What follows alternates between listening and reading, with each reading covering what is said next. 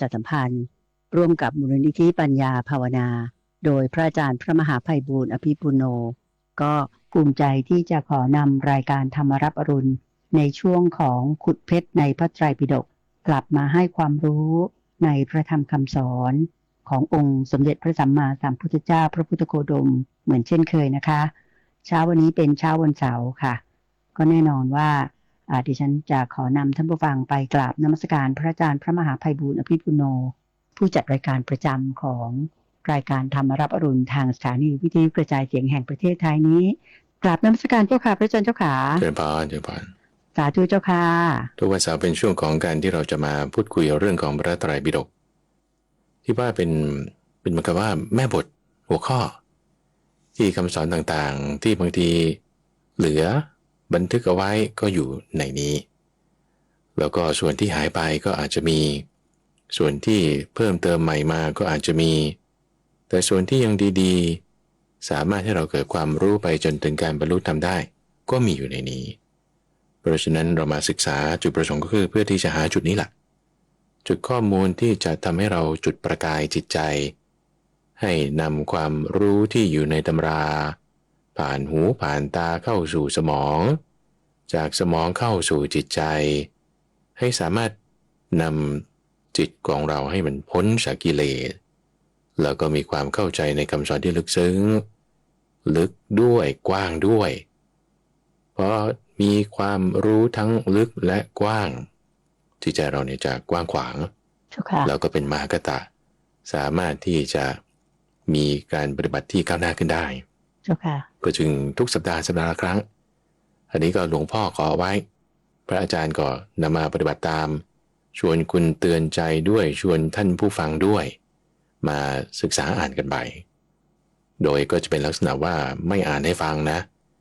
ให้ท่านผู้ฟังกับคุณเตือนใจไปหาอ่านกันอ่านไปด้วยแล้วก็ฟังพระอาจารย์อธิบายอาจจะเห็นเหมือนเห็นต่างเรามาอภิปรายพูดคุยกันได้ส่วนเนื้อหาที่ท่านผู้ฟังสามารถที่จะหาอ่านในพระไตรปิฎกเดี๋ยวนี้ก็สะดวกง่ายๆจากโทรศัพท์มือถือเสิร์ชหาจากใน Google ภายในบรรทัด2บรรทัดแรกเนี่ยเราจะเจอเลยเรื่องของพระไตรปิฎกไม่ได้ว่าจำเป็นต้องไปซื้อหนังสือเป็นทีละหลายหมื่นหรือหลายพันแต่ก็สามารถเข้าถึงความรู้นี้ได้แล้วก็พอทำความเข้าใจในบางส่วนบางเรื่องจุดไหนไม่เข้าใจยังไงก็ติดต่อสอบถามกันมาได้พระอาจารย์อ่านข้อนี้เปรียบเทียบกับจุดนั้นแล้วก็มาเล่าให้ท่านผู้ฟังฟังทุกวันเสาร์เป็นลักษณะที่ว่าต่อเนื่องกันไปเราก็จึงเลือกเอาตำราที่มันจะเป็นข้อแล้วก็จบในตัวได้ก็คืออังคุตรนิกายที่เป็นเรื่องราวที่มีจำนวนหมวดธรรมะเป็นหลายๆประการมารวบรวมร้อยเรียงกันเอาไว้ง่ายต่อการศึกษาแล้วก็จะทำให้เราสามารถเข้าถึงพระสูตรที่มันเกี่ยวเนื่องกันในอีกลักษณะหนึ่งที่เราจะไม่เคยได้ยินได้ฟังกันด้วยเช่นกันเจ้าค่ะคราวนี้ก็มาถึงหมวดธรรมะที่มี5ข้ออยู่มาถึงข้อที่วันนี้จะต่อด้วยข้อที่58ใช่ไหมเจ้าค่ะอาจารย์เจ้าค่ะนิมนต์เลยเจ้าค่ะก็จำนวนเลขข้อนี้ก็ทบทวนกันนิดหนึ่งว่าเราใช้เล่มของมหาจุฬาลงกรณราชวิทยาลัยที่เป็นปกสีฟ้าซึ่งจำนวนเลขข้ออาจจะไม่ตรงกันตัวเลขเนี่ยอาจจะไม่ตรงกันกับของฉบับอื่นๆทีนี้เราก็มีการเทียบเคียงแล้วก็ดูฉบับให้ตรงกันแล้วตัวเลขมันก็จะตรงกันแล้วก็จะมีสำนวนแปลแบบเดียวกันก็จะเกิดความเข้าใจได้เนาะก็58เนี่ยว่าด้วยเรื่องของเจ้าลิชวีเรื่องของเจ้าลิชวีพูดถึงธรรมะ5ข้อในเอพิโซดที่แล้วเราพูดถึงเรื่องของการทำบุญให้ทานว่าคนที่ทำบุญให้ทานในลักษณะไหนถึงจะได้บุญมากทั้งของที่ให้ทั้งผู้ที่รับทั้งจิตใจที่มีศรัทธาทีนี้ตรงนี้คือจุดที่เอาเรื่องนี้มาแอพพลายปรับใช้ท่านได้พูดถึงเรื่องราวของเจ้าลิชวีองค์หนึ่งตอนนั้นพระพุทธเจ้าอยู่ที่กรุงไวสาลีเวลาท่านไปอยู่ก็จะอยู่ที่ชายป่าใหญ่แห่งหนึ่งป่าใหญ่ก็คือป่ามหาวันมหาก็คือใหญ่เราเป็นป่าใหญ่แล้วก็พักอยู่ที่โคนต้นไม้ ในราวป่าอย่างนั้นปรากฏว่ามีพวกเจ้าลิชวีที่เขาออกไปล่าสัตว์มีฝูงสุนัขไปด้วยเวลาล่าสัตว์เนี่ยก็จะมีอาวุธมีหลาวมีธนูมีหอกมีดาบพกกันไปเดินไปแล้วเข้าไปในป่าเพื่อที่จะล่าสัตว์ปรากฏว่าเขาไปเห็นพระพุทธเจ้าพวกเจ้าลิชวีกลุ่มนี้ไปเห็นพระพุทธเจ้าแล้วก็วางอาวุธแล้ววางอาวุธปล่อยฝูงสุนัขไปผูกไว้อีกที่หนึ่งไกลๆแล้วก็เข้าไปกราบมับแล้วก็นั่งนิ่งอยู่นี่เป็นเรื่องที่น่าสะใจสำหรับเจ้าลิชวีที่ชื่อว่ามหานามะเจ้ามหานามะชาวลิชวีกับเจ้ามหานามะสากยะนี่เป็นคนละคนกันอย่าไปสับสนเจ้าค่ะคนชื่อเดียวกันเนอะแต่ว่าเกิดคนละตระกูลพวกสากยะนี่ก็เป็นพวกหนึ่งชื่อมหานามะมีส่วนพวกเจ้าลิชวีนี่ก็เป็นอีกตระกูลหนึ่งชื่อมหานามะก็มีแล้วก็อย่าไปสับสนกับเจ้ามหาลิเจ้ามหาลิเนี่ยจะตาบอดแต่เจ้ามหานามะสองคนนี้เป็นชาวลิชวีเหมือนกันแต่เจ้ามหานามะไม่ตาบอดแล้วก็มีศรัทธาไม่เท่ากับเจ้ามหาลิเจ้ามหาลิเนี่ยมีศรัทธาในพระพุทธเจ้ามากกว่าเจ้ามหานามะทีนี้ตอนนั้นเจ้าลิชวีที่ชื่อว่ามหานามะกำลังเดินเหยียดแข้งเหยียดขามาในป่ามหาวันแล้วก็เห็นพวกเจ้าลิชวีที่วางธนูกราบพระพุทธเจ้านั่งนิ่งอยู่ก็เลยแบบอึ้งขึ้นแบบอึกขึ้นโอ้ยมันเป็นไปได้ไงนี่พวกเจ้าลิชวีพวกนี้ทำไมถึงแบบว่ามากราบพระพุทธเจ้าได้เพราะว่าพวกนี้เขาถูกฝึกมาให้เป็นคนหยาบคายกระด้างดุร้ายแล้วก็แบบว่ามีอะไรก็แย่งชิงของคนอื่นบางทีก็แบบเป็นคนเกเรนะเป็นเด็กเกเรเจ้าค่ะแล้วก็พยายามจะไปล่าสัตว์ก็คือหาความสุขจากการที่ทำร้ายชีวิตสัตว์มันก็ไม่ถูกศีลแล้วก็ผิดศีลใช่ไหมล่ะเจ้าค่ะทีนี้ทำไมเห็นพระพุทธเจ้าแล้วก็กราบมับได้ไงแล้วก็นั่งนิ่งอยู่ด้วยใช่ไหมเจ้าค่ะเนี่ยจึงแบบว่าแบบตกใจอึ้งขึ้นว่ามันเป็นไปได้ไงพวกเจ้าลิชวีพวกนี้เนาะเจ้าค่ะทีนี้พระพุทธเจ้าก็จึงอธิบายบอกว่าอย่างนี้ว่าคุณบุตรคนไทยที่ได้รับมุรตาภิเษกแล้วคือว่าขึ้นครองราชละจะเป็นผู้ปกครองรัฐที่ได้รับมรดกจากบิดาก็ตามเป็นอัครเสนาบดีก็ตามเป็นผู้ใหญ่บ้านก็ตามหัวหน้าคณะหรือว่าเป็นใหญ่ในตระกูลถ้ามีธรรมะ5ประการคนนั้นเนี่ยจะหวังความเจริญได้อย่างเดียวไม่มีความเสื่อมนี่ก็จึงพูดถึงธรรมะ5ประการละทีนี้คุณตั้งใจกับท่านผู้ฟังลองพิจารณาดูนะว่าแล้วมันไปเกี่ยวกับที่เจ้ามหานามะเขาอุทานหรือว่าปรารภขึ้นมาได้ยังไงว่าพวกนี้เขาเป็นเด็กเกเรเป็นคนเกเรแล้วทำไมพระพุทธเจ้าถึงจะพูดธรรมะ5ประการนี้ลองฟังดูนะเจ้าค่ะ5ประการมีอะไรบ้างก็คือการเอาโภคทรัพย์ที่ตัวเองหามาด้วยความขยันหมั่นเพียรรวบรวมมาด้วยกำลังแขนอาบเหงื่อต่างน้ำได้มาโดยธรรมแล้วไปสักการะบูชาหมายถึงเอาไปให้มารดาบิดาด้วยจิตใจที่คิดว่าขอให้ท่านมีชีวิตมีอายุยืนนานอันนี้ข้อที่1นอกจากใช้จ่ายทรัพย์ในข้อที่1แบบนี้ในการบูชามารดาบิดาเนาะเอาไปให้ท่าน2ในการเอาไปใช้กับบุตรภรรยาทาสกรรมกรคนใช้ของตัวเองคือคนในครัวเรือนของตัวเราเองลูกคู่ครองคนใช้คนงานเอาไปแบ่งให้เขาคือสมมติว่าเราได้รับเงินเดือนมาเนี่ยนะหรือว่าได้โปรเจกต์มีโครงการอย่างใดอย่างหนึ่งมีรายได้เข้ามาละข้อแรกคุณ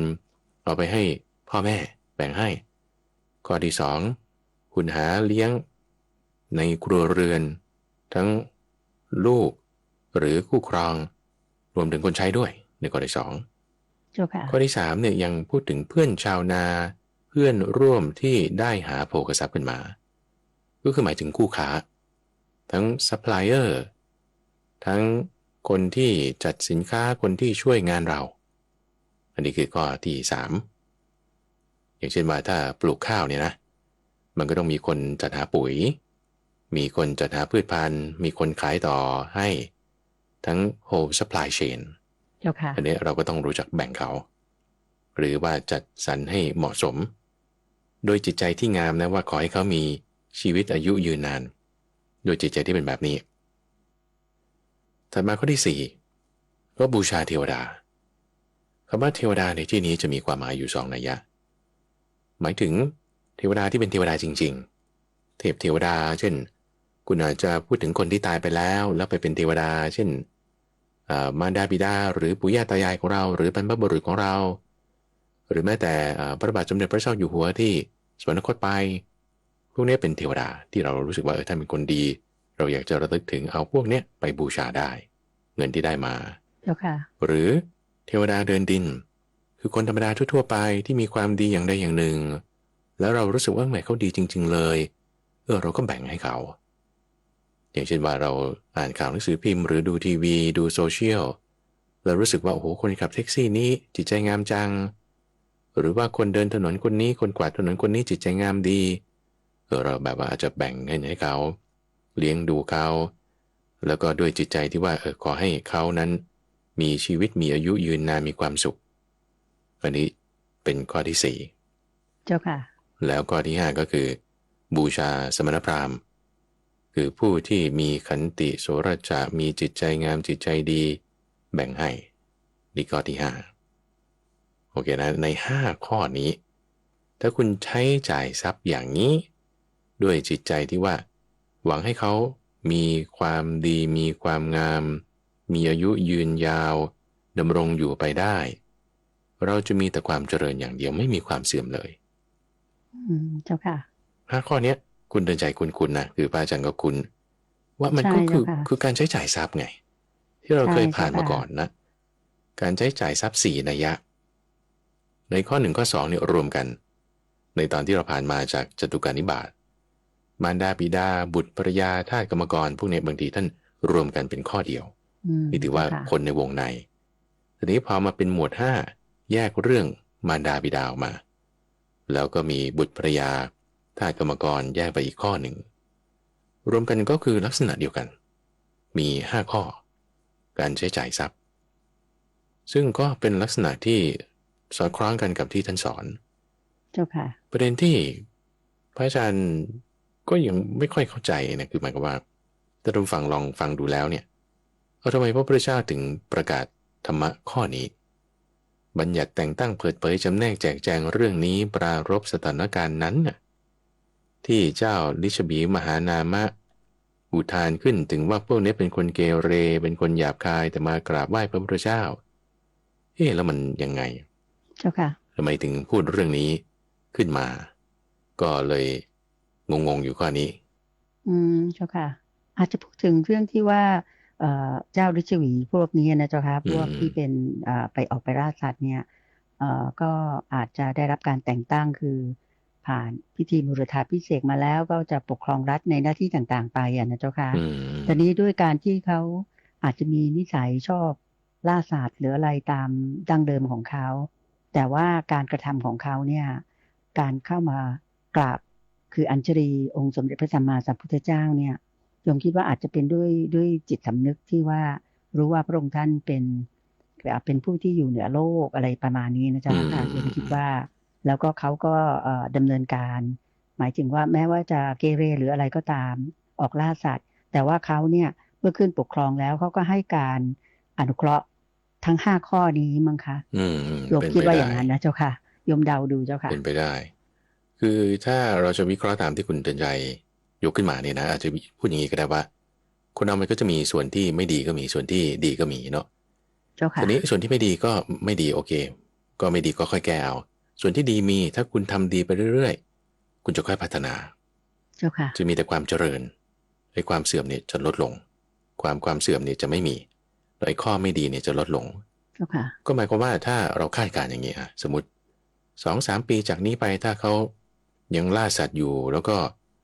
ยังมีแบบความเกเรอยู่แต่ว่ารู้จักใช้จ่ายทรัพย์ให้เหมาะสมเลี้ยงดูมารดาบิดาตาม5ข้อนี้ลักษณะการเบียดเบียนคืออกุศลธรรมที่เขาสร้างจะค่อยๆลดลงหรือเปล่าเนาะอันนี้อาจจะเป็นอย่างนั้นก็ได้เจ้าค่ะแล้วก็ความดีของเขาก็จะค่อยเพิ่มขึ้นลักษณะการกระทำที่จะเบียดเบียนที่จะเป็นใบผิดศีล ก็จะค่อยลดลงเจ้าค่ะอันนี้พระอาจารย์ว่าก็เป็นสมมติฐานที่ก็น่าจะเป็นไปได้เหมือนกันเพราะว่าคนเราก็ไม่ได้มีดีโดยส่วนเดียวไปหมดส่วนเสียก็มีแต่ถ้าคุณพยายามที่จะทำความดีเอาแค่การใช้จ่ายทรัพย์อย่างเงี้ยให้ถูกต้องตามหน้าที่คือในทั้ง5ข้อนี้เราเห็นได้ว่าไม่ได้เอาไปใช้จ่ายในทางที่ไม่ดีไม่งามเป็นอบายมุขแต่ว่าใช้จ่ายสงเคราะห์ทั้งมารดาบิดาทั้งบุตรภรรยาเป็นต้นไปเรื่อยๆทั้งหมดรวมถึงการทำบุญให้ทานด้วยการที่อนุเคราะห์คนอื่นด้วยจิตใจที่ว่าขอให้เขามีอายุยืนนานการกระทำนี้จะทำให้มีความเจริญในความไม่ดีต่างๆก็ลดลงก็คิดว่ามีการพัฒนาไปได้เจ้าค่ะทำชั่วก็มีทำดีก็ด้วยแล้วทำดีไปเรื่อยๆไม่หยุดความชั่วก็จะลดลงได้คิดว่าเป็นอย่างนี้เจ้าค่ะก็58นะเชิญบานเจ้าค่ะก็อาจจะมีตรงที่ว่าท่านมหานามะเนี่ยเห็นพวกเจ้าฤาษีมาประคองอัญชลีกราบคารวะแล้วก็แบบว่านั่งถวายอภิวาทอยู่ในที่สมควรด้วยท่านก็เลยเปล่งวาจาว่าเจ้าวจีจักเจริญเจ้าวจีจักเจริญนี่หมายถึงว่าอาจจะเข้าไปในข้อที่ว่าเขารู้จักที่จะสงเคราะห์หรือเคารพบูชาสมณพราหมณ์ถูกไหมเจ้าคะใช่ใช่อันนี้ก็อาจจะเป็นส่วนหนึ่งนะเจ้าค่ะเชิญบานโอเคเจ้าค่ะต่อไปข้อ59นะเจ้าค่ะเชิญบานต่อไปข้อ59เจ้าค่ะ59นี่ก็จะเป็นเรื่องของพระหลวงตาคำว่าพระหลวงตาเนี่ยหมายถึงคนที่บวชเมื่อตอนแก่แล้วเนี่ยหมายความว่ามีลูกมีเมียมาแล้วเจ้าค่ะมีภรรยามีบุตรเรียบร้อยจนบุตรเนี่ยเติบโตแล้วตัวเองก็มาบวชลักษณะแบบนี้ก็จึงเรียกว่าเป็นพระหลวงตาคือเป็นลักษณะที่เป็นสำนวนเป็นชื่อเล่นนะเขาก็จะเรียกว่าบวชเมื่อผ่านประสบการณ์มาเยอะแล้วเจ้าค่ะความที่ผ่านโลกมาเยอะครองเรือนมาแล้วอายุมากขึ้นบวชเมื่อแก่เป็นพระหลวงตาลักษณะที่จะหาได้ยากมันจะมีอยู่5ประการ2นัยยะก็59และ60อันนี้จะอธิบายไปด้วยกันเลยเจ้าค่ะแล้วท่านจะบอกว่าพระหลวงตาคือผู้ที่บวชเมื่อแก่เนี่ยจะหาที่มีปัญญาละเอียดอ่อนหาได้ยากหมายความว่าไงคำว่าปัญญาละเอียดอ่อนคือการรู้อริยสัจสี่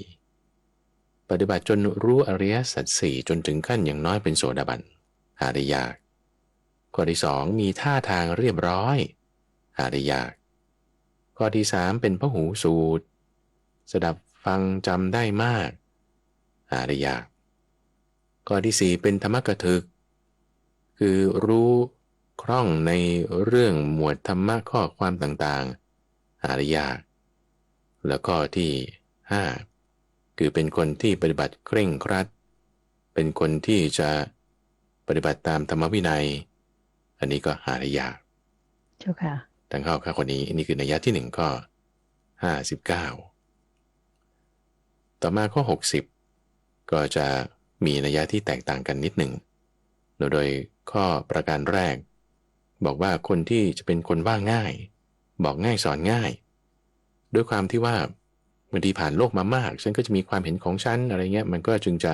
บางทีบอกยากสั่งแล้วก็อาจจะไม่ทำหรือทำช้าหรือทำตามความคิดของตนเจ้าค่ะการที่จะบอกง่ายสั่งง่ายก็จึงจะหาได้ยากเจ้าค่ะข้อที่2คือคงแก่เรียนคือได้รับคำแนะนำแล้วไปปฏิบัติให้อย่างดีอย่างถูกต้องอย่างเช่นว่าทุกคนให้มานั่งสมาธิพร้อมกันตอนบ่ายโมงมาอยู่แต่ว่าเกิดลุกไปเข้าห้องน้ำเรื่อยหรือไม่ก็มาบางวันไม่มาบางวันอย่างเงี้ยมันก็จะเป็นอย่างนั้นเจ้าค่ะถัดมาข้อที่3ได้รับฟังคำตักเตือนด้วยความเคารพหนักแน่นคำว่าการฟังคำตักเตือนด้วยความเคารพหนักแน่นก็คือฟังแล้วไม่ได้แบบว่ามีอารมณ์ฉุนเฉียวขึ้นดัดขึ้นแต่ว่าแบบฟังแล้วก็รับน้อมเอาไปปฏิบัติโดยเอื้อเฟื้อเป็นผู้ที่รับฟังคำตักเตือนด้วยความเคารพหนักแน่นอันนี้มีอยู่แต่ว่าจะหาได้ยากในพระหลวงตาเจ้าค่ะและในข้อที่4ก็คือความเป็นธรรมกถึกอันนี้จะเหมือนกับนัยยะแรกส่วน2ข้อสุดท้ายอันนี้จะเหมือนกันคือความที่ว่าเป็นธรรมกถึกคือรู้ทรงจำธรรมะได้มากแล้วก็ปฏิบัติตามพระวินัยอย่างเคร่งครัดคือเป็นพระวินัยทรอันนี้จะหาได้ยาก เจ้าค่ะคำว่าหาได้ยากเนี่ยไม่ใช่หมายความว่าไม่มีนะคุณใจมีอยู่เจ้าค่ะแต่ว่าอาจจะหาได้ยากคือจะปฏิบัติให้เป็นอย่างนั้นเนี่ยได้ยากเจ้าค่ะคือส่วนใหญ่ไม่ได้เป็นแบบนั้นเพราะว่าท่านอาจจะเหมือนกับเข้าตำราว่าไม้แก่ดัดยากแบบนั้นใช่ไหมเจ้าค่ะก็คงจะไม่ได้ขยันมากหรืออะไรเพราะว่าสูงอายุแล้วถึงมาบวชอืมโยมเดาว่าอืมอืมอย่างนั้นนะเจ้าค่ะ ก็คงจะมีส่วนอย่างนั้นทีนี้ เจ้าค่ะคือเราจะไปเหมาอะไม่ได้หรอกเจ้าค่ะจะเหมาไม่ได้ว่าอุ้ยพระหลวงตาก็เป็นอย่างนี้หมดคืออย่าพูดอย่างนั้นพเจ้าค่ะระพุทธเจ้าพูดข้อเนี้ยเพื่อที่ว่าอย่าให้คุณเหมาไงเหมาไม่ใช่เหมาเจ้าค่ะเจอตุงนะแต่หมายว่าเหมารวมนะ เจ้าค่ะอย่าไปเหมารวมว่าพระหลวงตาจะเป็นอย่างนั้นอย่างนี้คือพระอาจารย์คิดว่าก็จะมีค่านิยมแบบนี้แหละที่เกิดขึ้นในหมู่ภิกษุหรือว่าชาวบ้านทั่วๆไปว่าโอ้ยผู้นี้บวชเมื่อแก่แล้วจะไปเอาธุระอะไรมากบางทีก็ท่าทางไม่เรียบร้อยบางทีก็จำอะไรไม่ค่อยได้สวดมนต์ไม่ค่อยเป็นหรือว่าบอกยากสอนยากคือทำนองไม้แก่ดัดยากเจ้าค่ะเราก็อย่าไปคิดอย่างนั้นเพราะว่าที่มีที่ดีก็มีก็มีใช่ไหมใช่เจ้าค่ะก็มี เจ้าค่ะพอมีแล้วเราก็แบบว่าก็อย่างน้อยก็ยังมีศีลนะจะเป็นอะไรยังมีศีลให้มันถูกต้องซึ่งทั้ง5 ข้อนี้เราจะดูนะว่ามันก็ไม่ได้ผิดศีลอะไรที่จะทำให้ถึงขาดความเป็นพระนะ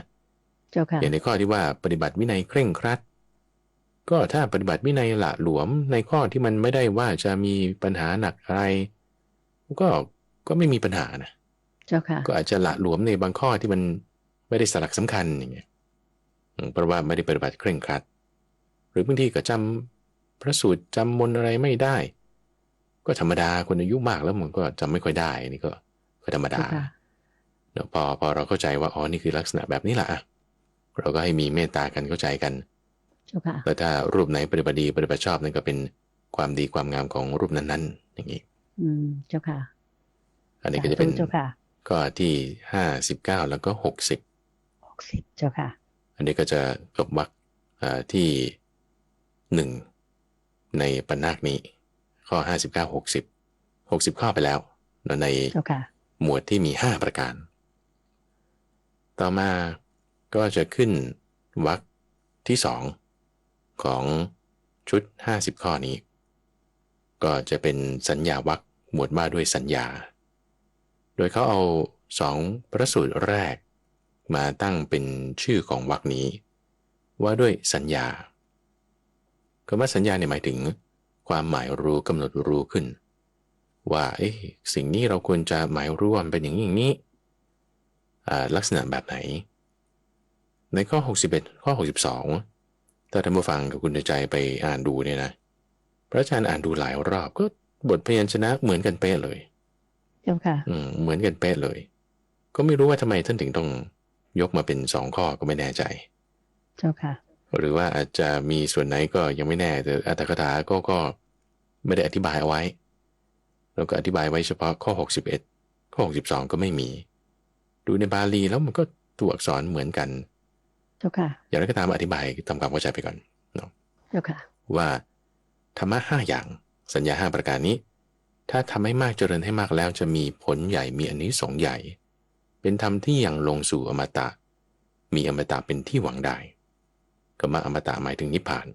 เจ้าค่ะโอ้ย5อย่างนี้เหรอเป็นสัญญาความหมายรู้ว่าถ้าเราเจริญแล้วเราจะไปถึงนิพพานได้นะนี่นะมีอะไรบ้างประการแรกก็คือความกำหนดหมายในความไม่เที่ยงแห่งสังขารทั้งหลายก็เรียกว่าอนิจจสัญญาอยากจะทำความเข้าใจกับคำว่าสัญญานี้สักหน่อยหนึ่งสัญญาไม่ใช่หมายความว่าคุณเซ็นสัญญาเนื้อเป็นเอกสารที่จะให้คำมั่นสัญญากันระหว่าง2 ฝ่ายไม่ใช่อันนั้นเจ้าค่ะคนละความหมายกันนะเจ้าค่ะคนละความหมายกันเสียงเหมือนกันรูปเหมือนกันแต่ว่าเป็นคนละอย่างบริบทที่มาจากภาษาบาลีแปลเป็นไทยก็คือความหมายรู้บางครั้งท่านก็จะแปลว่าความกำหนดหมาย2 อย่างนี้คือสัญญาเช่นภาษาทั้งหมดเป็นสัญญาเราเรียกปากกาภาษาไทยนะเรียกว่าปากกาถูกไหมเจ้าค่ะเรียกวิทยุภาษาไทยเราเรียกว่าวิทยุแต่พอเป็นภาษาอังกฤษปากกาเราเรียกว่าเพนคนฝรั่งคนอังกฤษคนอเมริกันเขาหมายรู้ไอ้สิ่งที่เป็นแท่งๆไว้สำหรับเขียนได้เนี่ยเข เขาหมายรู้ว่ามันเรียกว่าเพนเจ้าค่ะ ถ้ามีคนพูดว่าเพนขึ้นมาปุ๊บอ๋อฉันรู้ละหมายถึงไอ้สิ่งที่เป็นแท่งๆแล้วมันเอามาจับมาเขียนได้นี่จะหมายรู้ตรงกันเจ้าค่ะ เพราะฉะนั้นตอนแรกที่แบบคุณไม่เข้าใจภาษาของกันแล้วกันคุณก็หยิบปากกาขึ้นมาบอกเนี่ยปากกาคนนั้นก็บอกเพนความหมายรู้ตรงกันละเพนคือปากกานี่คือสัญญาในสิ่งเดียวกันเจ้าค่ะ หรือวิทยุวิทยุภาษาไทยเรียกวิทยุสิ่งที่มันเปิดออกมาแล้วมันมีเสียงออกมาตามคลื่นที่รับได้ฝรั่งเขาก็เรียกว่า radio เปิดขึ้นมาปุ๊บเอามีเสียงเหมือนกันตรงนี้คือความหมายรู้คือสัญญาหรือสมัยก่อนในยุคกลางผู้หญิงที่สวยๆเนี่ยคือต้องท้วมๆหน่อยเอวนี่ต้องแน่นๆสะโพกนี่ต้องบึ้มเจ้าค่ะ อันนี้ก็บอกว่าสวยงามอันนี้ดูจากภาพศิลปะนะเจ้าค่ะที่เป็นแบบนั้น ใช่ แนวโน้มเจ้าค่ะ แต่ทุกวันนี้โอ้คนละอย่างเอวนี้ต้องกิ่วแล้วก็สวดทรงต้องเป็น S curve อย่างเงี้ย LS เขาว่าเขาบอกสวยงาม เจ้าค่ะ ทำไมหมายรู้เป็นคนละแบบนี่คือสัญญาคนละแบบโอเคนะเจ้าค่ะ สมัยก่อนนู้นผู้หญิงต้องผมสีบรอนซ์แล้วก็หยิกอย่างนี้แต่สมัยนี้เขาเอาสีดำตรงๆแล้วก็เป็นอะไรเป็นประกายลื่นๆเป็นเหมือนผ้าไหมอย่างเงี้ยนะเจ้าค่ะ แต่ละประเทศก็จะนิยมคนละผิวสีอีกก็จะมีความหมายรู้คือสัญญาไปคนละแบบเจ้าค่ะ โอเคนะเปลี่ยนไปตามยุคสมัยนะเจ้าค่ะ เปลี่ยนไปตามยุคสมัยเปลี่ยนไปตามภาษาเปลี่ยนไปตามค่านิยมเปลี่ยนไปตามกลุ่มคน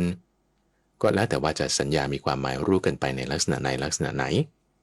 ทีนี้สัญญาทั้งหมดไม่ใช่เหมือนกันหมดสัญญาทั้งหมดเนี่ยบางสัญญาก็จะเป็นไปเพื่อความมีกิเลสมากเช่นโฆษณาเขายิงแอดยิงโฆษณาอันหนึ่งแล้วก็มีผู้หญิงเนี่ยเขาถือกระเป๋าใบหนึ่งเดินมาอย่างสวยงามเลยเขาก็จะเชื่อมความสวยงามกับกระเป๋าใบนี้หรือเครื่องดื่มอันนี้ดื่มอันนี้ปุ๊บโอ้โหแข็งแรงอันนี้ปุ๊บสวยเขาก็สร้างค่านิยมความสวยความงามแบบนี้ขึ้นมาการที่เราปลูกฝังค่านิยมความสวยความงามนี่คือคุณสร้างสัญญาโดยความเป็นของสวยงามในสิ่งที่เขากำลังพรีเซนต์อยู่นั้นสัญญาในความสวยงามเนี่ยมันเป็นไปเพื่อเพิ่มพูนกิเลสสัญญานั้นไม่ดีโอเคนะเพราะอะไรเพราะมันเพิ่มพูนกิเลสมันจะไปดีได้ไงใช่ปะล่ะเพิ่มพูนกิเลสไม่ดีสัญญาบางอย่างเพิ่มกิเลสได้ในขณะเดียวกันสัญญาบางอย่างก็ลดกิเลสได้เช่นถ้าเราหมายรู้ในลักษณะที่ว่าเป็นปฏิกูลนะเส้นผมสวยๆสวยงามๆแล้วก็ถ้ามันไปอยู่ในท่อเงี้ยโอ้มันแบบมันตันมันไม่งามหรือเส้นผมสวยงามๆไปอยู่ในชามก๋วยเตี๋ยวไปอยู่ในเส้นข้าวปุ้นขนมจีนเป็นผมงอกด้วยเนี่ยโอ้ไม่งามไอ้ลักษณะที่เราหมายรู้โดยความเป็นของไม่สวยงามนั่นจะทำให้กิเลสลดสัญญาแบบนี้มีประโยชน์สัญญาแบบนี้มีประโยชน์ไม่ว่าจะสัญญาที่ทำให้เกิดกิเลสเพิ่มหรือกิเลสลดต่างก็ไม่เที่ยงเหมือนกันนั่นแหละแต่สัญญาที่ให้กิเลสลดท่านก็จะแยกพูดออกมาว่ามันคือส่วนของมรรคเพราะฉะนั้นมรรคกับทุกข์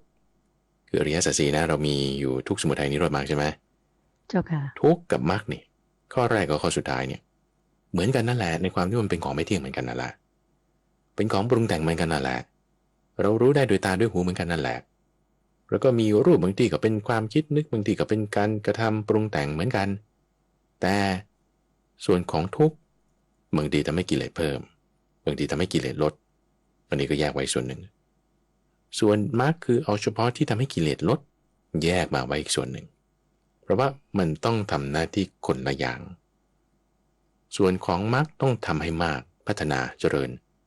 ไม่มีต้องทำให้มีไม่ดีต้องทำให้ดีแต่ถ้าส่วนของทุกข์สัญญาทั่วไปคุณทำความเข้าใจเขาว่ามันไม่เที่ยงยังไงเป็นยังไงแค่นี้เองเจ้าค่ะหน้าที่ต่างกัน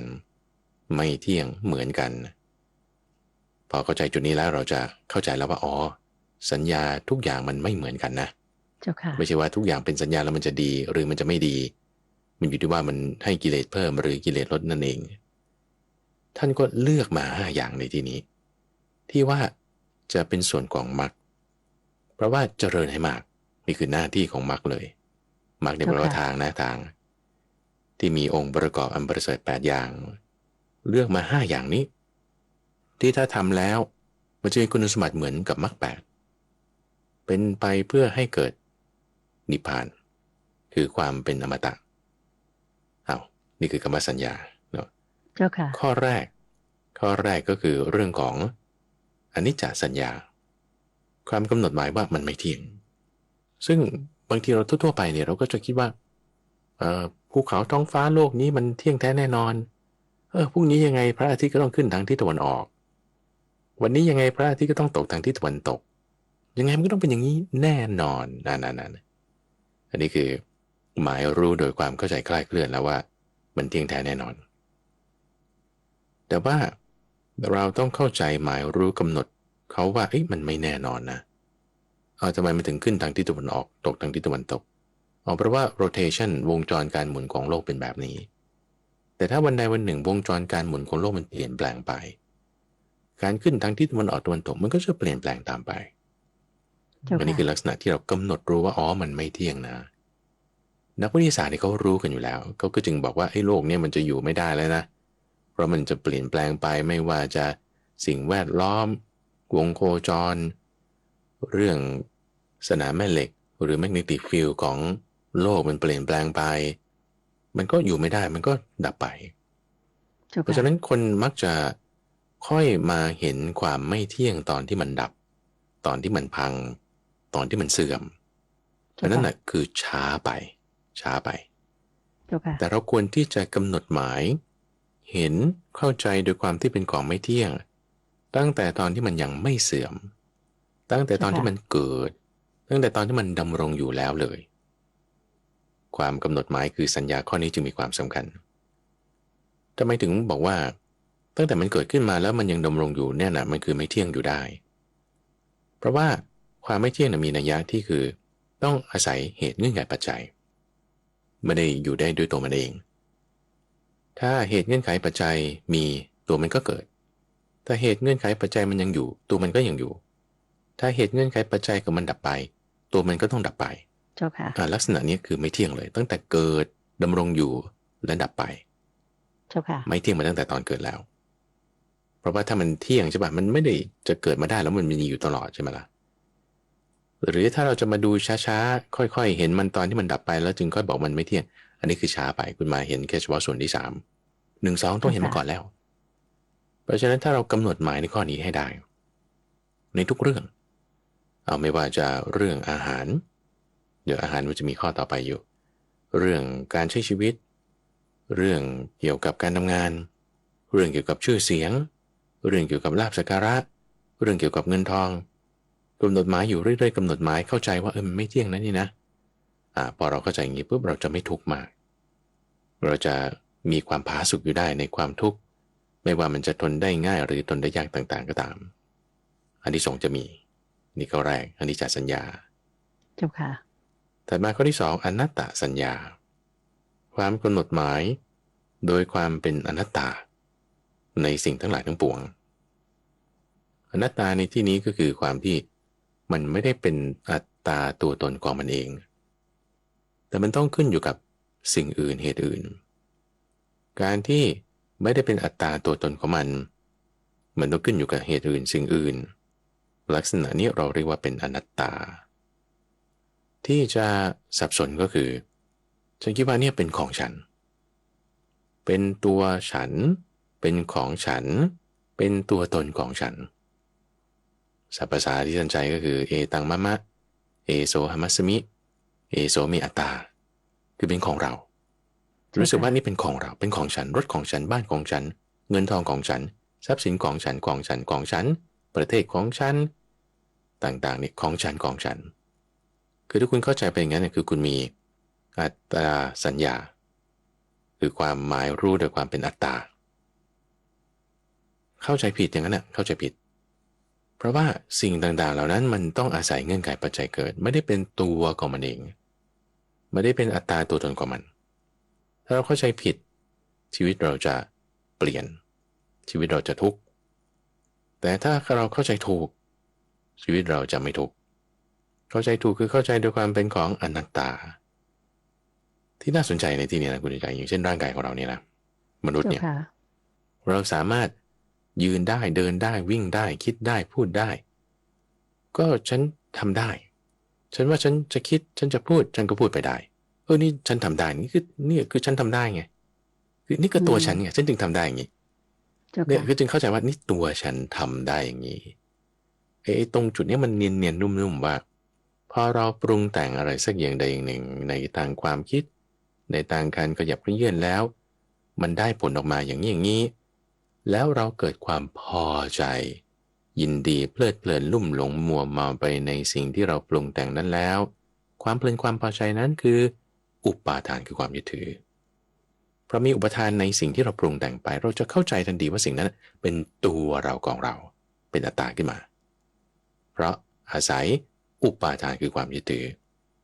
อมันก็จะเป็นตัวตนไงเราจึงเข้าใจว่าตัวเราเนี่ยเป็นของเราเพราะเราปรุงแต่งได้เพราะเราพูดได้คิดได้ทำงานได้ฉันโทรไปหาคนนี้ฉันก็โทรติดฉันพูดไปอย่างนี้เราก็ตอบสนองเฮ้ยนี่ก็ตัวฉันนี่ทำไมเข้าใจไปงั้นนะเพราะเราพอใจไปในสิ่งที่เราปรุงแต่งไปนั้นพอเราพอใจไปปุ๊บอุปทานนั่นคืออุปทานเลยความยึดถืออุปทานเกิดปุ๊บเราจะรู้สึกทันทีเลยว่านี่เป็นตัวเราของเราขึ้นมาง่ายๆเนียนๆนุ่มๆเช่นว่าเงินของคุณใช่ไหมเงินของเราเรามีอยู่ในกระเป๋าเนี่ยแล้วเราก็ไปร้านโทรศัพท์มือถือสักแห่งใดแห่งหนึ่งแล้วคุณก็ไปซื้อโทรศัพท์มือถือหรือซื้อกระเป๋าหรือซื้อรองเท้ามาเอาเงินของเราเนี่ยยื่นไปให้เขาแล้วเขาเอาของของเขาเนี่ยส่งมาให้เราเนี่ยความยึดถือเนี่ยมันวับลงไปในของนั้นโทรศัพท์มือถือเครื่องนั้นกระเป๋าใบนั้นรองเท้าคู่นั้นทันทีเป็นของเราทันทีนะเพราะว่าก็ฉันปรุงแต่งเอาไงก็เงินฉันแล้วฉันก็ไปแลกมาด้วยการกระทำทางกายอย่างนี้ถูกศีลด้วยนะเพราะว่าไม่ได้ขโมยเงินทองหามาได้ด้วยการสุจริตด้วยไอ้ความยึดถือเนี่ยมันคืบคลานไปทันทีเพราะฉันพอใจในสินค้าตัวนี้ฉันก็ซื้อมาไงความเพลินความพอใจนั้นนั่นน่ะคืออุปาทานไหนๆก็ในอะไรที่คุณไปซื้อมานั่นแหละรองเท้ากระเป๋าหรือโทรศัพท์มือถือซื้อมาเสร็จแล้วก็เข้าใจว่านี่เป็นของเราตัวเราทันทีเพราะอะไรนะก็พอใจไปในสิ่งนั้นความเพลินความพอใจนั้นคืออุปาทานยึดถือแล้วจึงรู้สึกว่ามันเป็นอัตตาตัวตนของเราขึ้นมาทันทีมันจึงพลาดตรงนี้แต่ว่าสิ่งนั้นไม่ว่าจะโทรศัพท์รองเท้ากระเป๋าหรืออะไรก็ตามที่คุณไปซื้อเงินทองที่คุณหามามันเป็นเงื่อนไขปัจจัยที่อาศัยสิ่งต่างๆเกิดขึ้นอยู่เสมอหรืออย่างร่างกายของเราเนี่ยถ้าเราจะกำมือคือเราก็กำมือไปในทางฝ่ามือได้อย่างเดียวใช่ไหมล่ะเพราะว่ามนุษย์เป็นอย่างนี้เวลาเรางอเข่าเราก็งอเข่าไปเข่าเราจะไปทางด้านหน้าแต่ถ้าเป็นนกฟลามิงโกนี่เข่ามันจะไปด้านหลังก็ใช่ไหมคือสมมติเรางอเข่าเนี่ยเข่าเราไม่หักไปทางด้านหลังถ้าเราเข่าหักไปด้านหลังเราก็ทำไม่ได้ขาเราก็หักกันดิ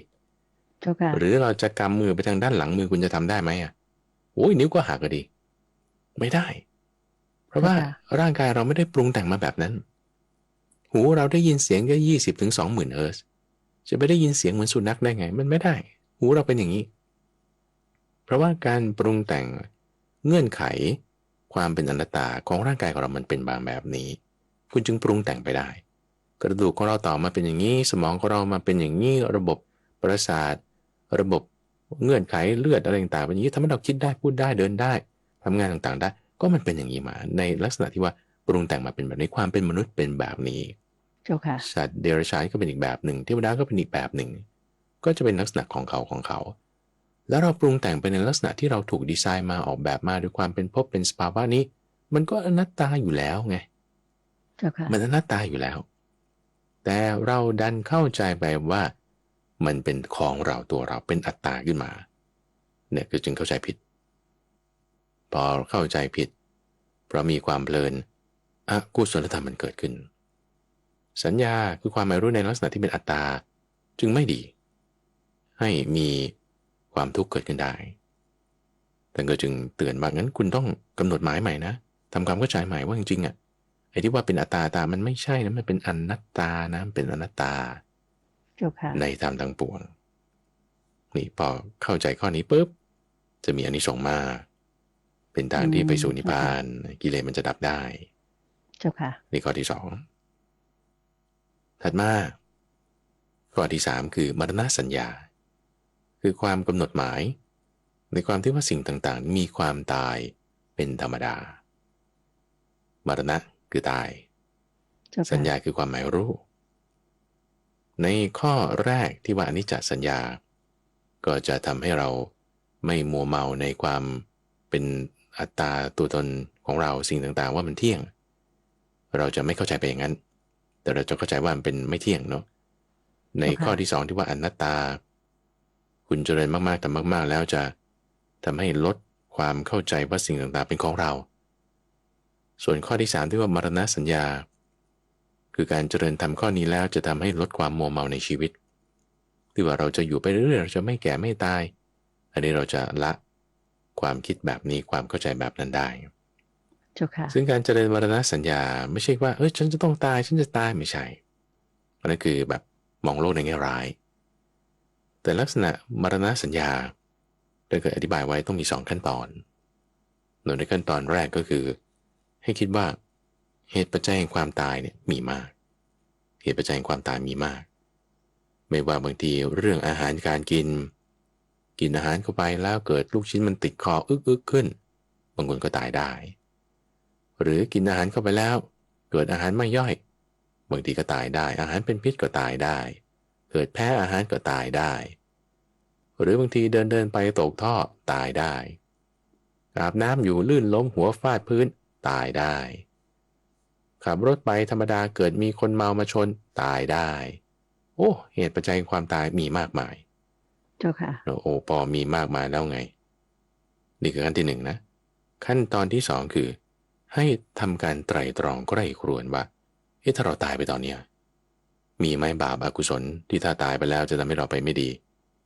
ถ้ามีนะรีบละเลยกำจัดบาปอกุศลเหล่านั้นเสียให้ออกจากจิตเจ้าค่ะให้เร่งด่วนเหมือนคนที่มีไฟไหม้ผมไฟไหม้เสื้อผ้าเขาจะไม่ทำอย่างอื่นเขาจะรีบดับไฟที่ศีรษะหรือเสื้อผ้านั้นโดยรวดเร็วจะไม่ทำอย่างอื่นก่อนจะไม่ไปแบบซื้อโค้กมากินก่อนหรือไม่แบบว่าโทรหาแม่ก่อนโทรหาดับเพลิงโอ้ยจะโทรหาทำไมดับเพลิงไฟมันไหม้อยู่บนหัวคุณก็ดับก่อนเลยเจ้าค่ะรีบดับเลยนะเจ้าค่ะถูกต้องสิ่งที่ต้องรีบทำก่อนมันมีอยู่ต่อหน้าเช่นเดียวกันว่าถ้าเรารู้สึกว่าเรายังมีความไม่ดีอยู่ในจิตใจนั่นนี่นะโอ้เหตุปัจจัยความตายมีมากนั่นนี่นะโอ้งั้นรีบละสิ่งที่เป็นอกุศลธรรมนั้นทันทีนี่จึงมีขั้นตอนที่2เพราะนั้นมันจะมาจบลงจุดที่ว่าเป็นกุศลธรรมหรือถ้าบาปอกุศลธรรมเหล่านั้นไม่มีฉันก็รักษาศีลได้ฉันก็ไม่ได้มีจิตที่จะคิดพยาบาทใครงั้นให้อยู่ด้วยปีติและปราโมทย์รักษาสิ่งที่เป็นกุศลธรรมเหล่านั้นเนี่ยให้ดี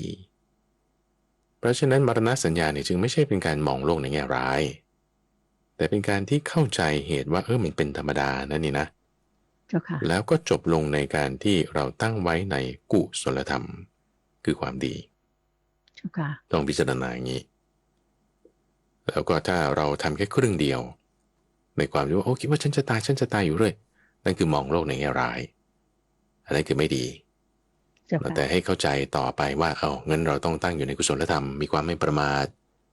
มีความที่จะทำยังไงไม่ให้ร้อนใจแต่ให้มีกุศลธรรมตั้งไว้ก็จะดีขึ้นมาเจ้าค่ะถัดมาประการที่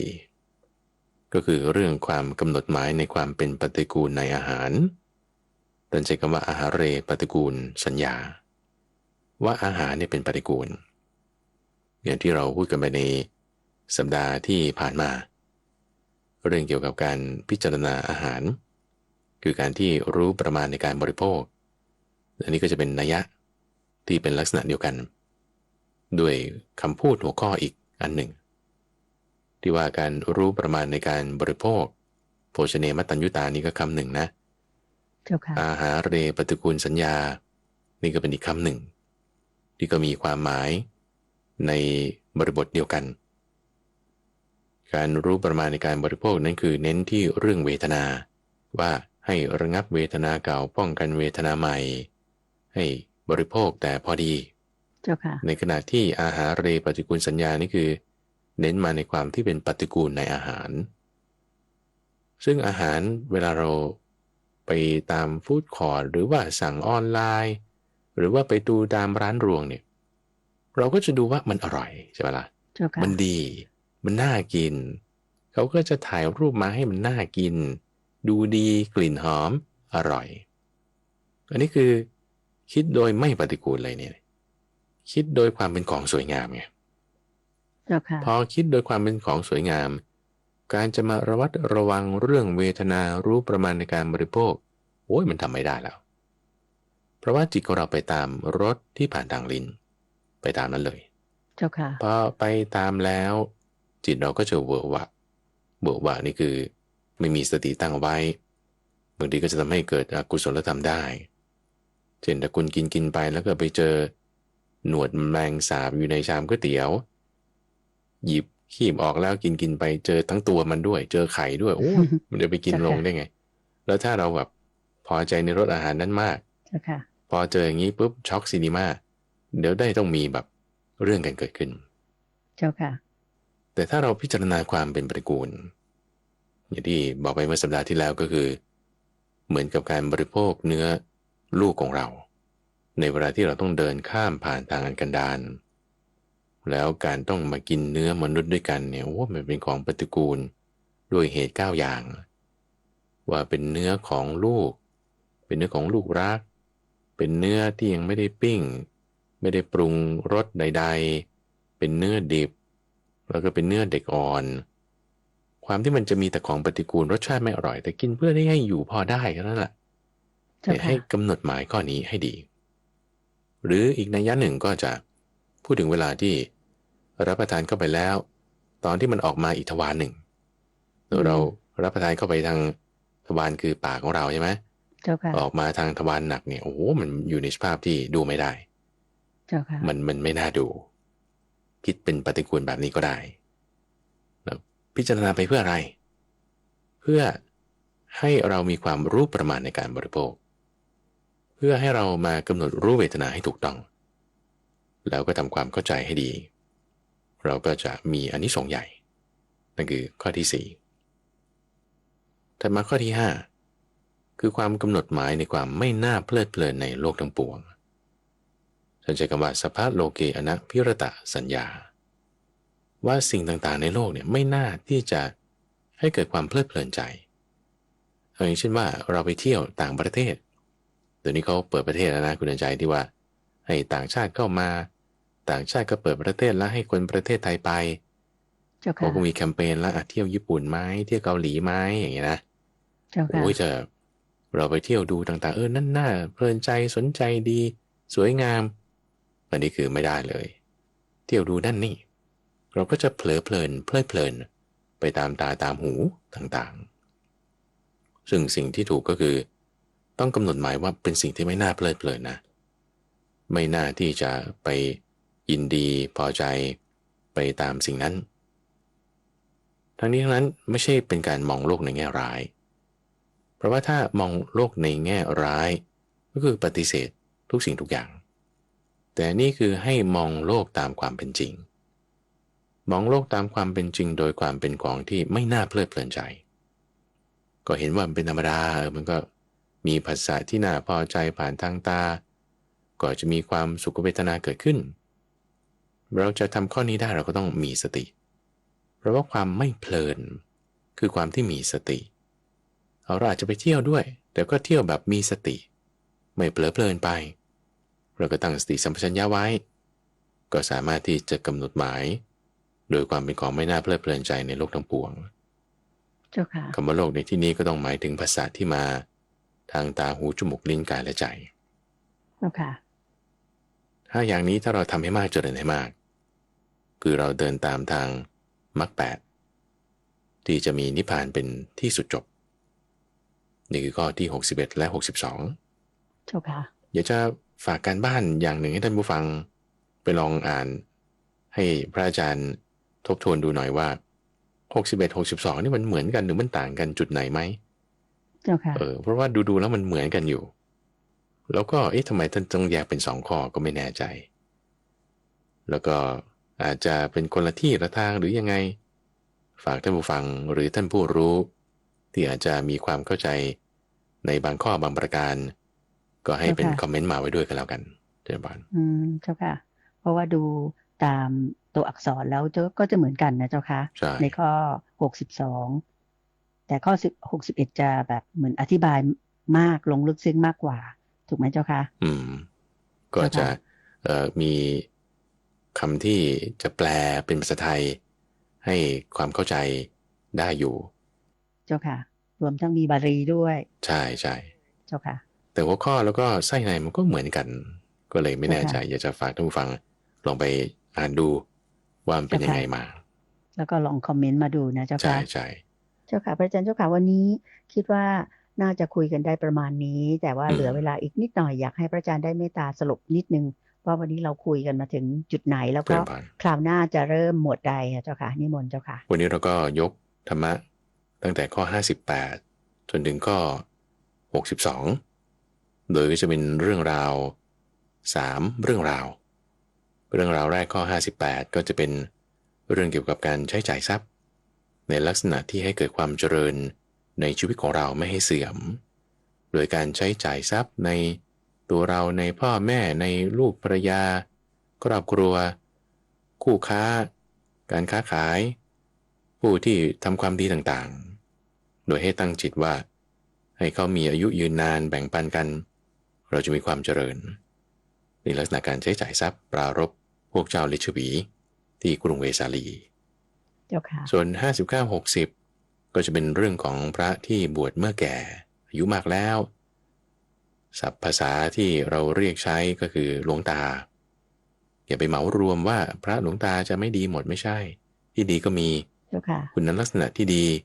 ก็จะบอกไว้อยู่2นัยยะละ5ข้อเหมือนกัน2ข้อก็จะมีทั้งหมด7ข้อ8ข้อแต่ที่เป็นคุณสมบัติที่ดี